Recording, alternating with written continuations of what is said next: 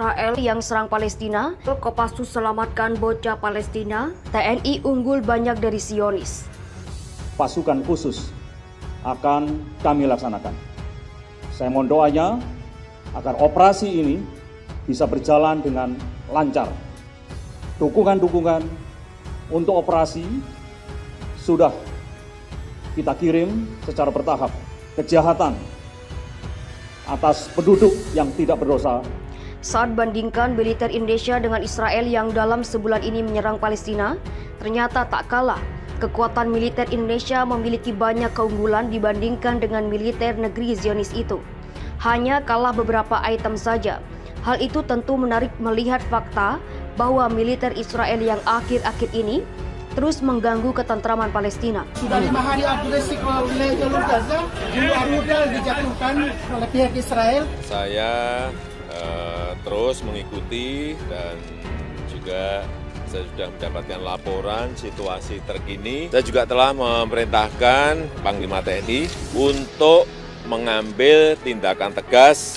Israel melakukan operasi militer yang dirancang untuk mengambil paksa tanah milik Palestina. Kalau Anda bayangkan tentara Israel yang tampak sangar dan dikenal sulit dikalahkan, namun peringkat mereka berada di bawah tentara Indonesia. Seperti dilansir dari globalfirepower.com, kekuatan militer Indonesia saat ini berada di peringkat ke-16 dunia. Sedangkan Israel menduduki peringkat ke-18, 2 tingkat di bawah prajurit Indonesia. Peringkat ini diurutkan berdasarkan kekuatan militer potensial dengan menggunakan lebih dari 50 faktor individu untuk menentukan skor power index. Jurid baret merah yang saya banggakan. Komando! Oleh sebab itu, saya perintahkan kalian untuk menjaga negara dan bangsa ini.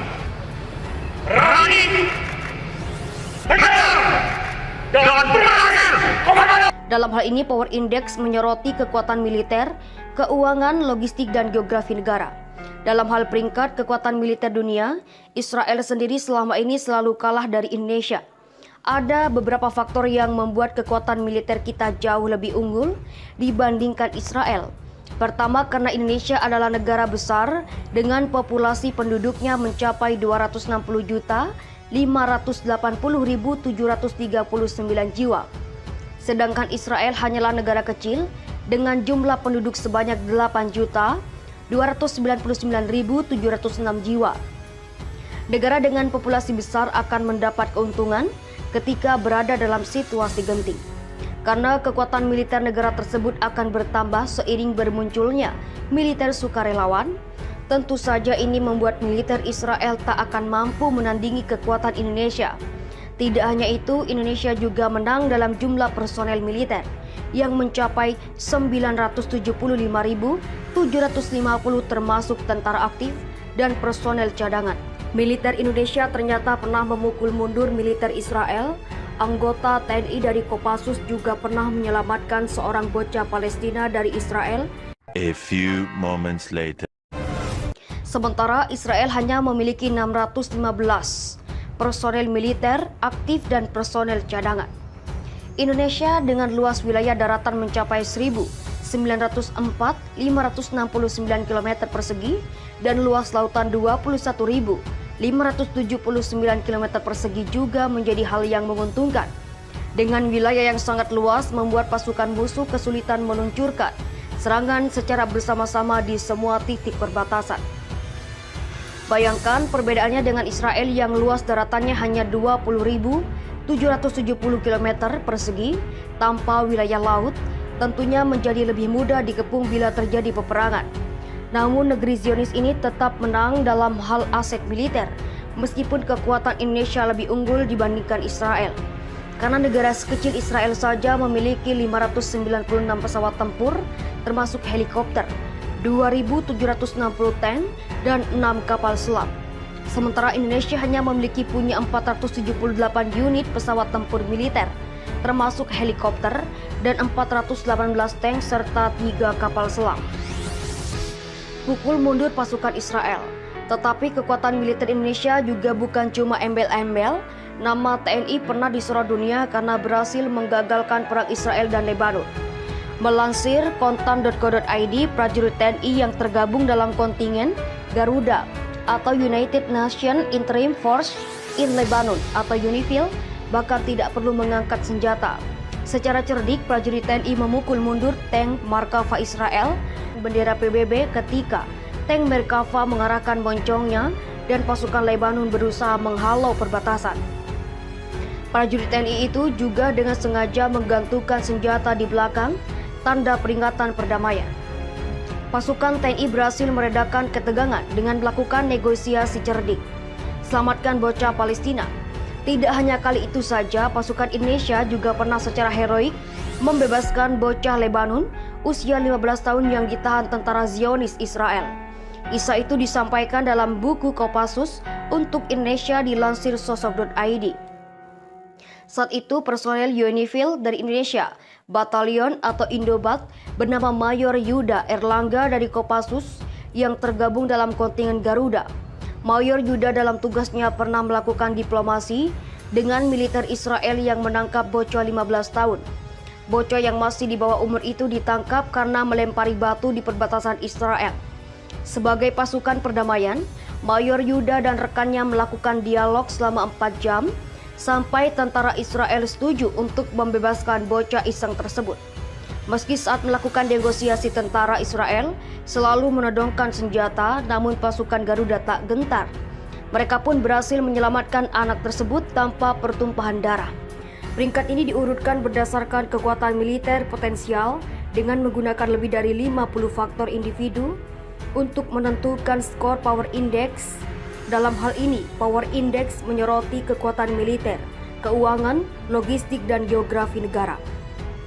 Dalam hal peringkat kekuatan militer dunia, Israel sendiri selama ini selalu kalah dari Indonesia. Ada beberapa faktor yang membuat kekuatan militer kita jauh lebih unggul dibandingkan Israel. Pertama, karena Indonesia adalah negara besar dengan populasi penduduknya mencapai 260.580.739 jiwa. Sedangkan Israel hanyalah negara kecil dengan jumlah penduduk sebanyak 8.299.706 jiwa. Negara dengan populasi besar akan mendapat keuntungan ketika berada dalam situasi genting, karena kekuatan militer negara tersebut akan bertambah seiring bermunculannya militer sukarelawan. Tentu saja ini membuat militer Israel tak akan mampu menandingi kekuatan Indonesia. Tidak hanya itu, Indonesia juga menang dalam jumlah personel militer yang mencapai 975.750, termasuk tentara aktif dan personel cadangan. Indonesia dengan luas wilayah daratan mencapai 19.569 km persegi dan luas lautan 21.579 km persegi juga menjadi hal yang menguntungkan. Dengan wilayah yang sangat luas membuat pasukan musuh kesulitan meluncurkan serangan secara bersama-sama di semua titik perbatasan. Bayangkan perbedaannya dengan Israel yang luas daratannya hanya 20.770 km persegi tanpa wilayah laut. Tentunya menjadi lebih mudah dikepung bila terjadi peperangan. Namun negeri Zionis ini tetap menang dalam hal aset militer.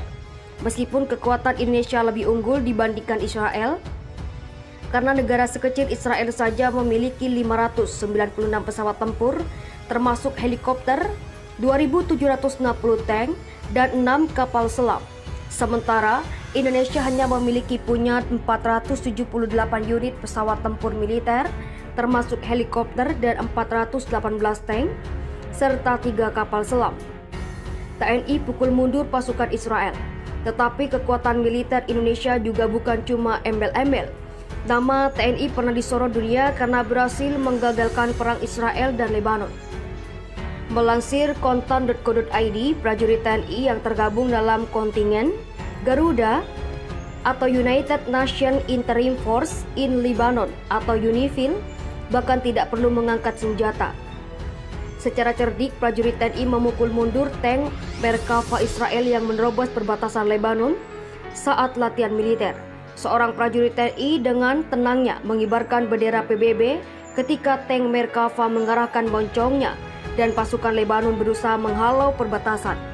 Prajurit TNI itu juga dengan sengaja menggantungkan senjata di belakang, tanda peringatan perdamaian. Kopassus selamatkan bocah 15 tahun dari tentara Israel. Tidak hanya kali itu saja, pasukan Indonesia juga pernah secara heroik membebaskan bocah Lebanon usia 15 tahun yang ditahan tentara Zionis Israel. Kisah itu disampaikan dalam buku Kopassus untuk Indonesia, dilansir sosok.id. Saat itu personel Unifil dari Indonesia, Batalion atau Indobat, bernama Mayor Yuda Erlangga dari Kopassus yang tergabung dalam kontingen Garuda. Mayor Yuda dalam tugasnya pernah melakukan diplomasi dengan militer Israel yang menangkap bocah 15 tahun. Bocah yang masih di bawah umur itu ditangkap karena melempari batu di perbatasan Israel.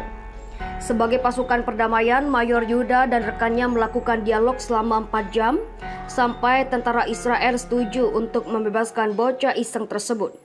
Meski saat melakukan negosiasi, tentara Israel selalu menodongkan senjata, namun pasukan Garuda tak gentar. Mereka pun berhasil menyelamatkan anak tersebut tanpa pertumpahan darah. Israel usir paksa warga di Sheikh Jarrah, Palestina minta Indonesia turun tangan. Kedutaan besar yang diduduki oleh pemukim Israel, Palestina meminta pemerintah Indonesia dan masyarakat internasional untuk melakukan intervensi dan mencegah terjadinya pelanggaran hak asasi manusia oleh Israel tersebut. Pengusiran Sheikh Jarrah adalah salah satu contoh kolonialisme pemukim Israel yang bertujuan menciptakan mayoritas dan supremasi Yahudi tidak hanya di Yerusalem Timur tetapi juga di seluruh Palestina dengan mendirikan pemukiman khusus Yahudi yang terpisah. Demikian disampaikan Kedutaan Besar Palestina dalam pernyataannya Senin 10 Mei 2021. Palestina meminta bantuan dari Indonesia dan dunia internasional menggunakan hukum-hukum internasional yang berlaku untuk menindak Israel yang mencegah pengusiran pengungsi Palestina kembali terjadi.